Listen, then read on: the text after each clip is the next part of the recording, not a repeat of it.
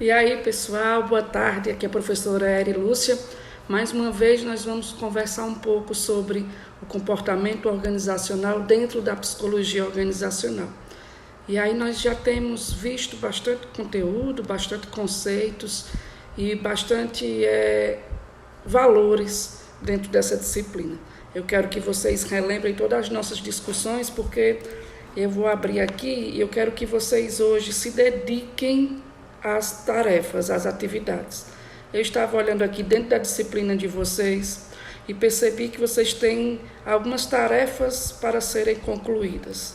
A primeira tarefa foi sobre a teoria de Herzberg, que a gente já discutiu, a teoria dos dois fatores, dos fatores que vocês já aprenderam. Eu espero que vocês lembrem agora dos fatores higiênicos e dos fatores motivacionais. E eu quero que vocês escrevam hoje, para me apresentar até amanhã, o texto que está pedindo lá. Vou ler aqui um pouquinho para vocês relembrarem, ou para quem ainda não fez essa tarefa, se dedicar a fazer, O texto traz a motivação no trabalho é fundamental para os resultados da organização, pois ele estimula o funcionário a alcançar excelência no desempenho e ainda promove a melhoria nas metas, nos produtos e serviços oferecidos pela empresa. No entanto, ela está sujeita à instabilidade e desafios. Nós já questionamos, já discutimos e já falamos sobre isso nas nossas aulas. E aí, continuando, ele diz: as empresas estão sempre em busca de funcionários que tenham uma performance aprimorada. A gente já falou sobre isso, desempenho superior. Performance, desempenho. No entanto, muitas vezes se esquecem de que elas também precisam realizar ações para que o indivíduo tenha motivação para trabalhar.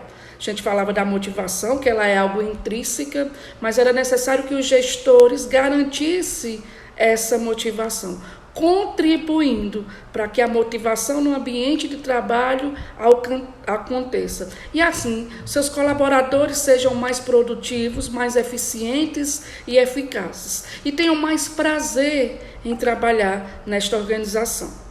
O baixo desempenho dos profissionais nas atividades diárias acende o alerta. Sem a motivação para o trabalho, o foco e o comprometimento desaparecem. Como consequência, a produtividade cai e os ganhos ficam aquém do desejado. Os objetivos não são alcançados e a empresa tem prejuízos, inclusive prejuízos financeiros, como a gente já viu em sala de aula. Então eu quero que vocês pensem nesses fatores e que vocês possam desenvolver, possam fazer um texto, como a questão pede. Vocês possam, com base nesses fatores, redija um texto dissertativo explicando os dois fatores propostos pela teoria de Herzberg e como eles se relacionam na estratégia de definir e monitorar metas viáveis, como apresentado no texto de apoio. Então, aquilo tudo que a gente já conversou sobre todos esses conteúdos que estão envolvidos nessa dissertação, vocês já são preparados, já são capazes de escrever um texto. 2 pessoas já escreveram, já me mandaram textos muito bons, muito objetivos e muito coesos sobre essa questão. Então hoje eu quero começar, hoje vai ser um dia de cobrança, quero começar a cobrar vocês essa atividade, porque ela está já num tempo bastante corrido e vocês precisam deixar essa atividade ok até amanhã. Então, por favor, quem não fez hoje, faça essa atividade. E quem precisar de um auxílio, até amanhã, na aula ao vivo, eu vou auxiliar vocês nesse questionamento. Então, eu peço que vocês se dediquem a essa tarefa. Faça, porque vocês já são capazes. Nós já discutimos incansavelmente esses conteúdos que envolvem a teoria de Herzberg com capacidade, com produtividade, com motivação relacionada às metas. Nós explicamos detalhadamente sobre isso na última aula. Então, até amanhã, não esqueçam, como vocês vão ver esse vídeo amanhã, é hoje, né? Então, hoje, dia 22/5, vocês precisam entregar essa tarefa. Não esqueçam disso, porque senão o aproveitamento de vocês vai ficar insuficiente nessa disciplina. E quem assistiu às aulas, quem participou das discussões, é capaz sim de descrever, de redigir um bom texto acerca desse assunto, tá? Então, vocês vão concluir hoje, porque amanhã, na aula ao vivo, nós vamos entrar nos assuntos que nós já abordamos da atividade 2. Nós vamos acompanhar isso para que nós possamos resolver também amanhã na aula ao vivo estas questões. Estas questões que, na maioria delas, nós também já discutimos, tá? Então, eu vou ajudar vocês amanhã, já com a tarefa 1 concluída, a solucionar a tarefa, a atividade 2. É necessário que nós possamos ser, enquanto gestores, disciplinados e organizados, para não perder esses prazos das atividades. Então, amanhã, nós vamos, na aula ao vivo, juntos, resolver a atividade 2, né, proposta na plataforma. E eu já quero que vocês tenham, na aula ao vivo, já vai ter extrapolado o tempo da atividade 1. Então, quero que todos, é uma questão de meta, que todos tenham respondido, e respondido bem a atividade do estudo 1, tá? Então, a atividade do estudo 1 acaba o prazo hoje, na quinta-feira, tá? No dia 22. E a atividade 2, que vai ser até o dia 29, nós vamos discutir, nós vamos resolver, nós vamos comentar sobre ela na aula ao vivo de amanhã. Espero que vocês estejam bem, espero que vocês estejam motivados a estudar pela plataforma online, pela plataforma que a faculdade oferece. É uma plataforma completa, riquíssima, né? Eu olhei todos os atributos e as ferramentas oferecidas a vocês. Eu quero que vocês aproveitem essa oportunidade. Não relaxem. Hoje é o dia da cobrança. A atividade 1 feita hoje, ok. E a atividade 2, começa a fazer hoje. Lê a atividade 2, pesquisa, vê o que é que você já pode resolver com as aulas que você já assistiu até aqui. E amanhã, na aula ao vivo, juntos, nós vamos discutir, nós vamos dialogar e nós vamos aprender respondendo, né? Respondendo com vocês a atividade 2, que tem como prazo até o dia 29, ok? Então, espero que vocês assumam esse compromisso com vocês e comigo. Um forte abraço para vocês e hoje a principal aula é mesmo de cobrança, tá? Eu queria entrar só um pouquinho em alguns conceitos, só para não ficar muita coisa para vocês em um dia só, porque hoje, quinta-feira, eu quero atividade redigida e enviada, atividade 1. E atividade 2, lida por completo. E aquilo que você já sabe, você vai responder. Aquilo que você ainda não sabe, você vai pesquisar. E vai trazer as dúvidas e nós vamos corrigir juntos. Amanhã, sexta-feira, nós vamos parar para discutir essas atividades, tá? Então, hoje eu queria falar só um pouco, porque eu não quero atribular, né, vocês com muitos conteúdos nesse momento, que eu quero que vocês hoje parem e pensem nas atividades. Sobre o processo de percepção. O que é a percepção, né? Nas nossas relações, todo dia nós estamos percebendo uns aos outros. Nós estamos nessa percepção analisando o outro, né? Seja nas suas experiências diretas ou nas indiretas, mas a gente está o tempo todo vendo as pessoas. E Robin, lá em 2009, ele já dizia que a gente pode indicar simplificadamente 3 fatores que atuam para moldar e muitas vezes distorcer as nossas percepções. Nossa percepção é a forma como nós olhamos, é a forma como nós enxergamos o outro. Isso é muito importante de ser discutido dentro do comportamento organizacional. Nós temos 3 fatores: o observador, né, aquele que está observando, o objeto em que nós estamos observando e o alvo da percepção, que pode ser um contexto, uma situação. Muitos de nós temos também percepções distorcidas de nós mesmos. Quando a gente tem uma percepção distorcida de nós, termos ruins, nós temos a autoestima baixa, motivação baixa, nós nos sentimos inferiores aos outros. E isso é muito complicado dentro da estrutura organizacional, especialmente quando você precisa desenvolver um papel de liderança. Então, é preciso ter uma percepção real de quem nós somos, para assim a gente poder melhorar as nossas percepções do outro. Essas questões também são discutidas naquilo que a gente chama de empatia, né? Colocar-se diante do outro é ter uma percepção justa do outro. Então, os 3 fatores que a gente viu. Vamos lá? O observador, o objeto e o alvo. O observador, o objeto e o alvo. Eu não sei se vocês já viram aquela ilustração que o gatinho olha para o espelho e vê um leão. Também tem muito isso, essa percepção de se achar, de se empoderar, de se capacitar. Por um lado isso é bom, mas por outro lado isso pode ser perigoso.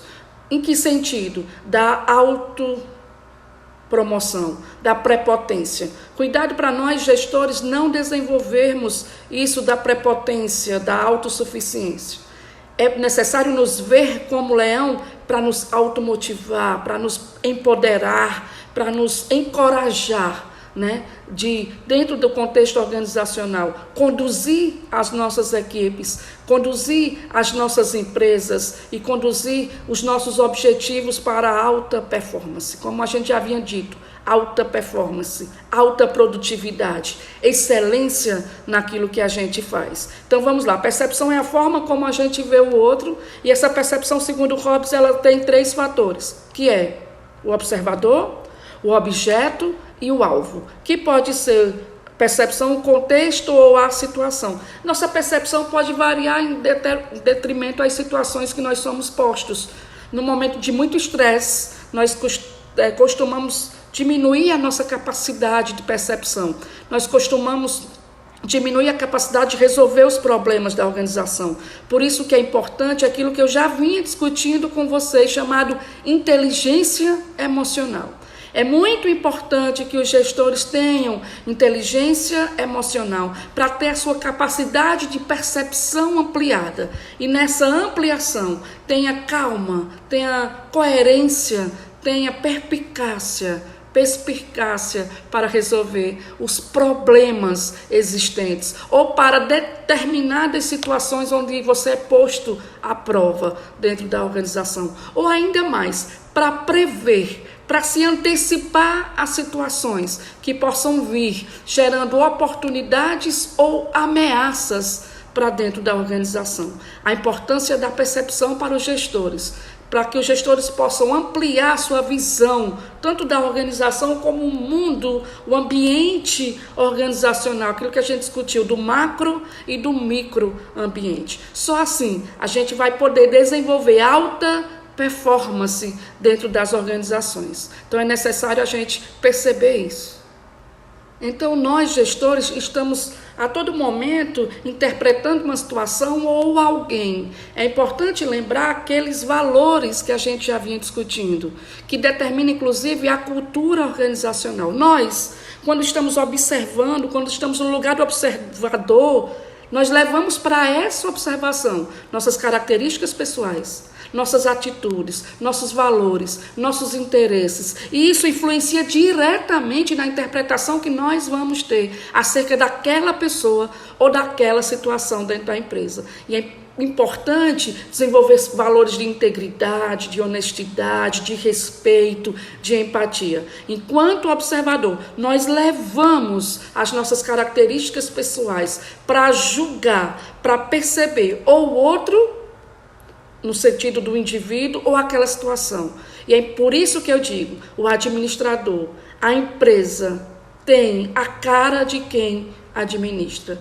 Sempre digo essa frase, a empresa tem a cara de quem administra, porque quem administra leva os seus valores, os seus costumes, os seus interesses, as suas crenças. E quanto mais isso for algo ético e positivo, melhor nós estaremos percebendo o indivíduo ou a situação em que nós estamos colocados. E aí, levando em consideração o alvo, né, da observação, também tem que se levar em conta as características desse alvo. Por exemplo, se você grita muito, fala alto demais ou baixo demais, se você tem um aspecto mais atraente, comunicativo ou não. Isso tudo vai ser levado em consideração e vai influenciar. E vai influenciar na resposta, no resultado dessa interpretação. Então, o interpretador, aquele que vai interpretar, né? Aquele que vai observar, o observador, ele leva o que tem consigo para perceber o que o alvo traz consigo. E isso vai gerar o que a gente chama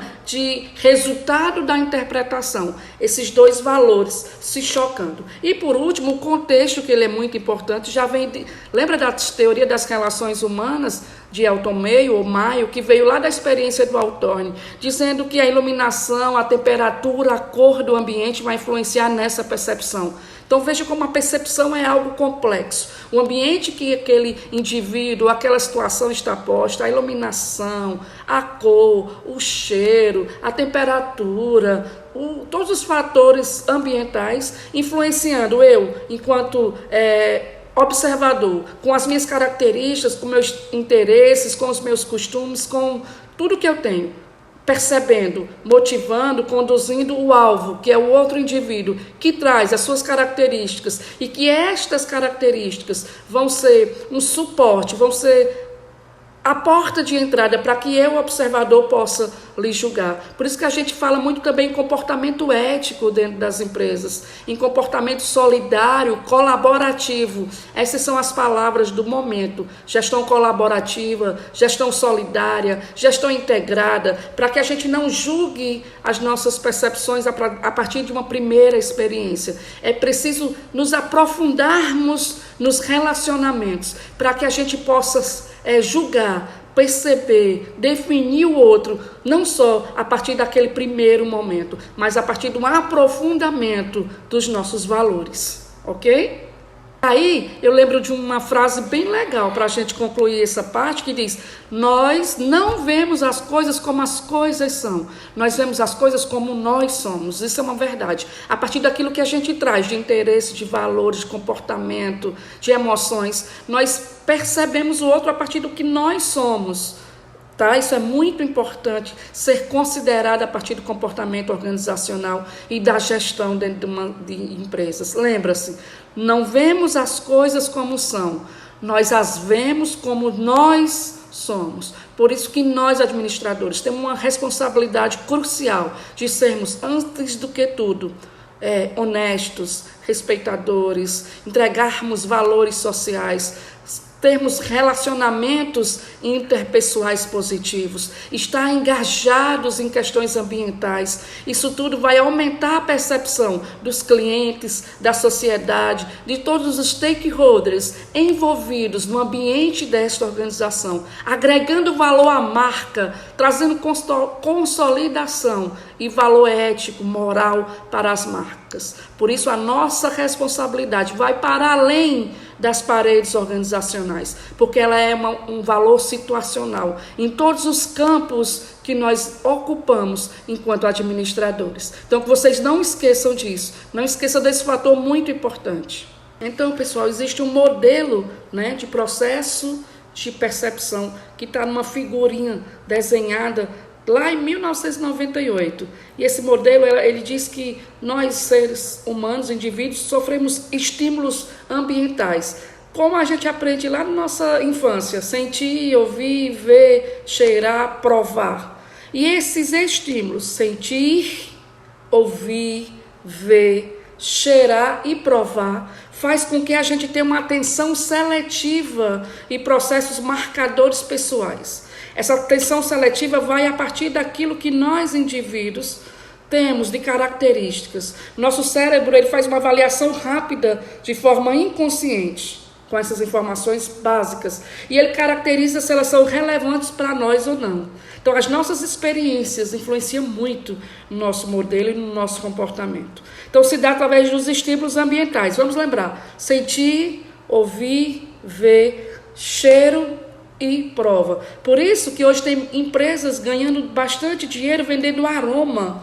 Aroma de chocolate, aroma de pão, aroma de cheiro de neném. e é provado pela programação neurolinguística que esse cheiro influencia diretamente no comportamento de compra do consumidor. Então eu peço que depois vocês também se aprofundem na leitura sobre programação neurolinguística e neuromarketing. É o que há de mais inovador, é o que há de mais top dentro das questões mercadológicas, do estudo do marketing. Então nós sofremos esses estímulos no ambiente desde criança, e isso vai tornando nosso processo seletivo, né? Vai tornando aqui os processos seletivos. A gente vai selecionando o que é bom ou ruim para nós. Então, quando a gente entra numa empresa escura, preta, já dá uma sensação ruim. Quando a gente entra num restaurante que a cor é verde, dá uma sensação de nojo. Por que é que os restaurantes, olha para o McDonald's, ele foi inicial nisso, as lanchonetes, as pizzarias, envolvem sempre o consumidor nas cores amarelas e vermelhas, porque essas cores estimulam o paladar, estimulam a fome. Isso é provado cientificamente nesses estudos do neuromarketing. Então, se você não sabia disso, é importantíssimo, é um conteúdo muito importante, a partir do comportamento organizacional, observar esses estímulos ambientais e como eles influenciam diretamente no comportamento de compra dos nossos clientes, dos nossos consumidores. E, queridos, a partir dessa atenção seletiva, desse processo de marcar pessoal aquilo que nos grava no sentir, no ouvir, no ver, no cheirar e no provar, a gente organiza isso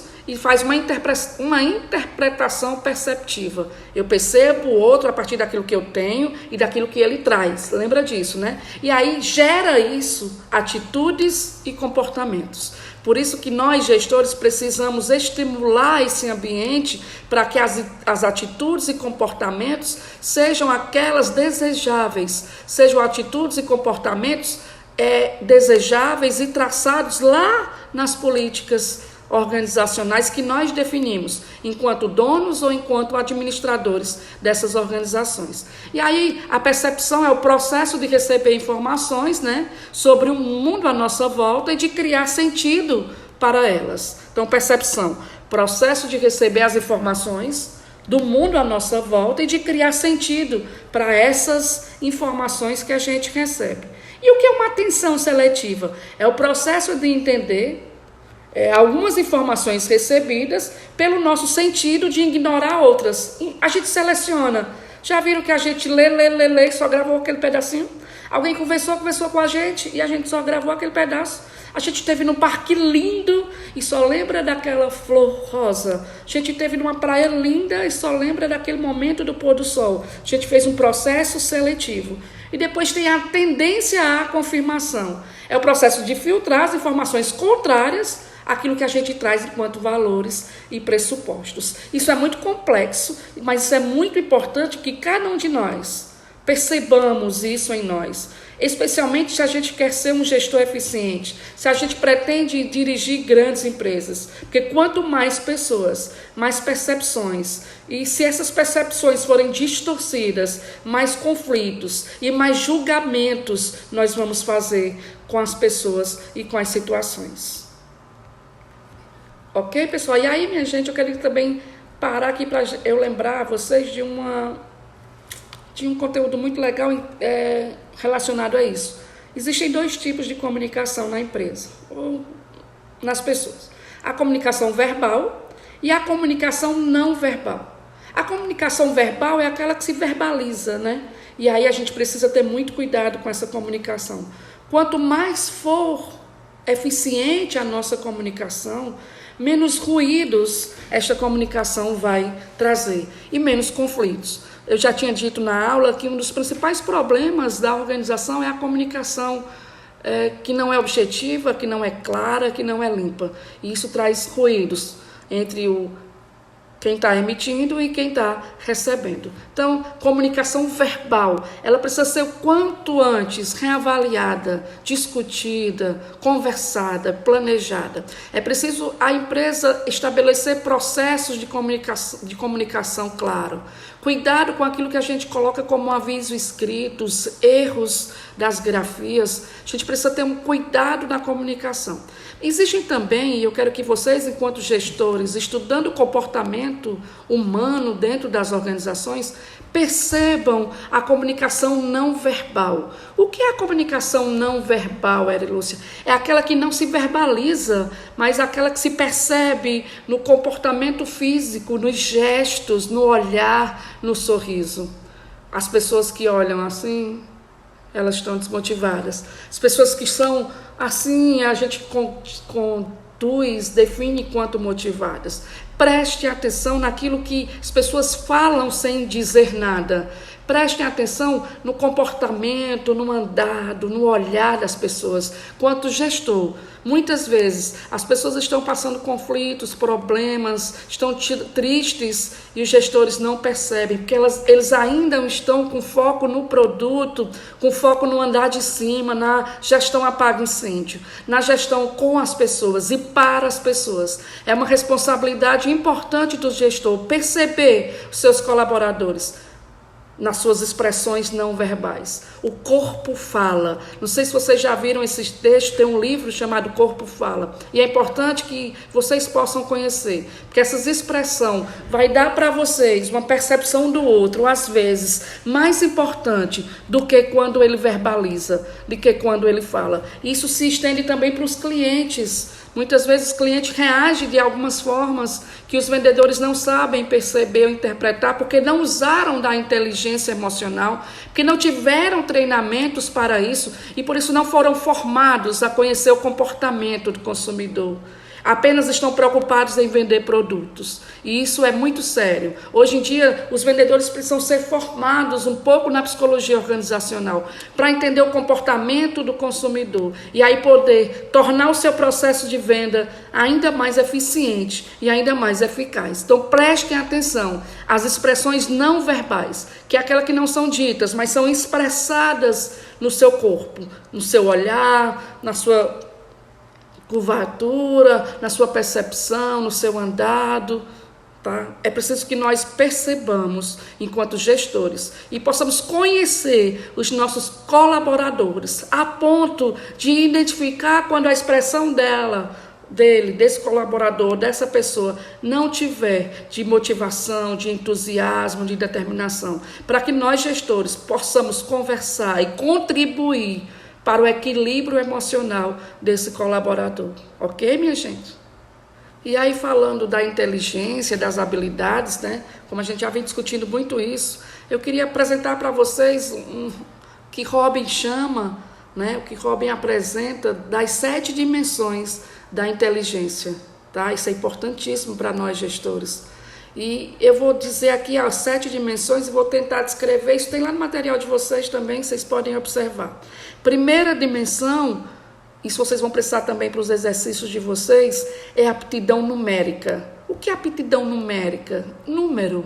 Habilidade para fazer cálculos aritméticos, cálculos matemáticos rápidos e precisos. É uma característica importante dentro dessa dimensão das habilidades, sim, importantíssimo para nós administradores. Por exemplo, calcular o imposto sobre uma venda de vários itens, habilidade de um contador, mas também de um administrador. Calcular rapidamente o desconto para aquele produto que o cliente está querendo. Calcular rapidamente a quantidade de receita daquele dia. Então, aptidão numérica, habilidade para fazer cálculo aritmético rápido e preciso, aptidão numérica. Compreensão verbal, como é importante, habilidade para entender o que é lido ou ouvido e como é a relação entre as palavras. Isso é importante para nós, gestores. É importante que a gente saiba perceber no outro e que saiba desenvolver especialmente nós. Saibamos nos expressar verbalmente. É como nós apresentamos as palavras ao outro. Por exemplo, um gerente de uma fábrica seguir as políticas da organização para a contratação de pessoal. Compreensão verbal. Outro, rapidez perceptual. O que é rapidez? Algo que acontece de forma rápida, né?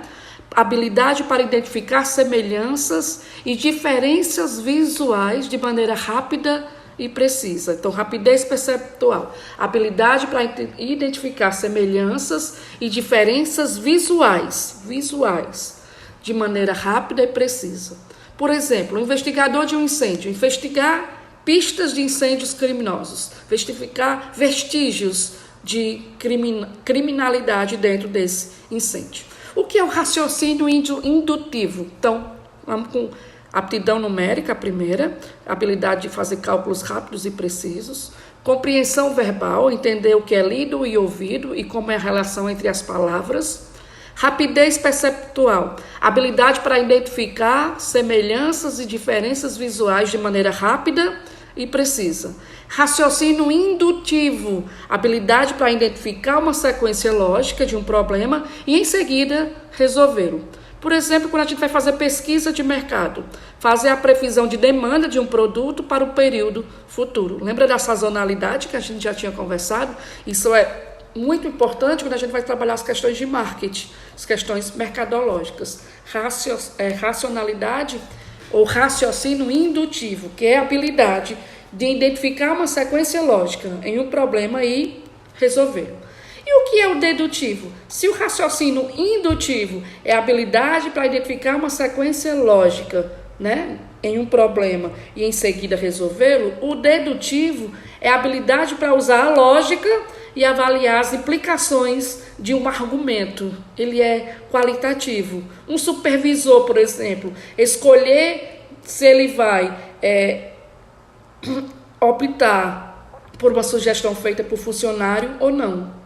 É um raciocínio dedutivo. Dedutivo, habilidade para usar a lógica e avaliar as implicações de um argumento. Os funcionários deram opiniões, sugestões, e o gestor vai decidir se acata, se escolhe entre duas sugestões feitas pelos funcionários. Por uma ou outra, ou não, acata as sugestões. Visualização espacial. É a habilidade para imaginar como um objeto ficaria e sua posição no espaço, caso fosse modificado. Um decorador, por exemplo, da sua loja, que vai preparar o layout, ele vai remodelar o layout da sua empresa, ele vai remodelar um escritório. Então, é uma visualização espacial, é investigar, é olhar para aquele espaço e imaginar os objetos colocados ali como eles ficariam. Tá? E se modificar, ficaria melhor ou não. Isso é muito importante quando a gente vai trabalhar layout das lojas, quando a gente vai trabalhar vitrines nas lojas. Quantas vitrines cheias de coisa. Vocês sabiam que a percepção do cliente, quando a vitrine está entupida de coisa, é olhar e não ver nada. Dizer, aqui não tem nada hoje. Então, é preciso que você que quer trabalhar com marketing, que quer se aprofundar nessa área, saiba identificar estas questões que a gente vem discutindo de percepção e de inteligência, tá? Então, a visualização espacial é imaginar como os objetos ficariam naquele espaço e sua posição. E como se você mudasse, o que traria, o que mudaria, o que melhoraria ou não, tá? Todas essas dimensões da inteligência são importantíssimas para um gestor de sucesso e para um gestor diferenciado no mercado. Então, a última dimensão que Robin coloca para a gente, Robin lá em 2010, é a memória. Essas são as dimensões da habilidade intelectual dos indivíduos, as dimensões da habilidade intelectual dos administradores. E por último, Robbins apresenta a memória. O que é a memória? É a capacidade para reter, né, e evocar experiências passadas. É lembrar daquilo que a gente já passou. É lembrar das experiências que já não deram certo na empresa para a gente não repetir. É lembrar dos comportamentos não desejáveis, não apropriados para aquelas situações e não repetir. É para lembrar de uma estratégia que deu certo na empresa para que a gente possa repetir. Então, a memória é a habilidade de reter e evocar coisas que já passaram. É lembrar o nome dos clientes. É importantíssimo na relação com os vendedores. Os vendedores precisam conhecer os clientes pelo nome. Os clientes não gostam de ser percebido enquanto número, enquanto alguém que apenas vai deixar naquela empresa o seu dinheiro. O cliente ele precisa ser enxergado como único, como exclusivo. E é por isso que hoje as empresas trabalham muito a customização ou personalização nos seus atendimentos. Até quando a gente mesmo sendo administradores, recebem uma mensagem, por exemplo, no WhatsApp. Bom dia, Erilúcia. Gostaria de lhe apresentar novos produtos para o Guilherme. Nós, sabendo que é uma estratégia mercadológica, sabemos que a inteligência artificial muitas vezes é usada para aquilo dali. Nós nos sentimos gratos, felizes e entusiasmados. Imagina o cliente que não tem essas informações. Ele vai se sentir valorizado, único, especial. E a possibilidade de isso reverter em compra é muito grande. Então, que você gestor, que você administrador, se aprofundem, por favor, nessas dimensões das habilidades intelectuais que são necessárias para que você desempenhe bem a sua gestão. Vamos só revisar aqui. Aptidão numérica, compreensão verbal, rapidez perceptual, raciocínio indutivo e raciocínio dedutivo, visualização espacial e memória. É preciso que você conheça, aprenda, mas também utilize para você, desde já, na sua formação de administrador, sua formação de gestor, essas dimensões das inteligências, né? E das habilidades intelectuais, tá? Vamos lá? Vamos caprichar no entendimento dessas questões que a gente discutiu hoje, porque elas são primordiais para as tarefas que nós vamos responder amanhã. Então, por favor, não vou incumpridar, não vou jogar mais conteúdo, para que você, com calma, conclua a tarefa 1, o texto de Herzberg, relacionado aos 2 fatores motivacionais e higiênicos, e ligando esses fatores, a alta performance, as metas e os objetivos. E, posteriormente, você vai tentar resolver a atividade 2. Eu quero que vocês se dediquem a isso. Vocês tentem, leiam, estudem e resolvam. E quando for amanhã, na nossa aula ao vivo, nós vamos solucionar a tarefa 2 juntos, mas com vocês, já tendo estudado, já tendo resolvido. Nós faremos essa revisão antes de prosseguirmos com os nossos conteúdos. Está sendo uma alegria imensa compartilhar com vocês esses momentos. Mas eu quero, eu peço, eu exijo, eu vou dar a nota, né? Eu peço que vocês tenham determinação e consciência desse papel de estudante para se formar excelentes administradores. Então, que vocês possam ler, pesquisar, avaliar tudo que já foi dito, tudo que já foi colocado nas aulas e possam resolver este exercício 1 e 2 e trazer para que nós possamos discutir, para que eu possa dar feedback, para que vocês, amanhã na aula eu quero ouvir muito mais vocês acerca desses conteúdos, tá? Quero que vocês façam uma roda de conversa virtual para apresentar aquilo que vocês leram e aquilo que vocês responderam do conteúdo da tarefa 2, tá? Os conteúdos que abordam a tarefa 2, porque todos eles já foram, de certa forma, apresentados, discutidos e revisados nas aulas. Mas é preciso que você, administrador, se aprofunde,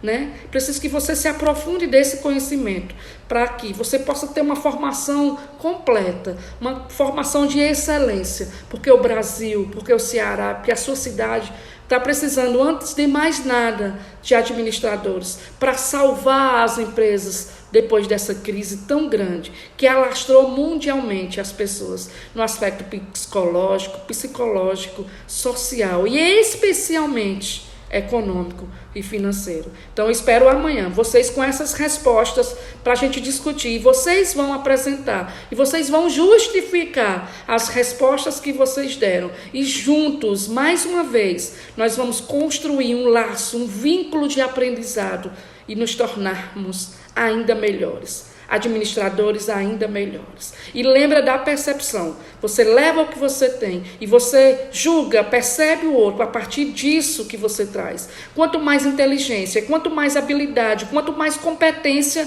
o administrador tiver, melhor ele vai perceber e melhor ainda ele vai decidir nas organizações. Ele vai ter decisões de sucesso a partir das suas percepções construídas com habilidades, com inteligência e com competência. Um forte abraço. Espero vocês amanhã na aula ao vivo, com muito entusiasmo, para que a gente conclua esse módulo e que possamos ir adiante no nosso conhecimento, na construção do saber, que é algo indispensável para o ser humano. Um abraço a todos, boa noite, sejam felizes. Até mais.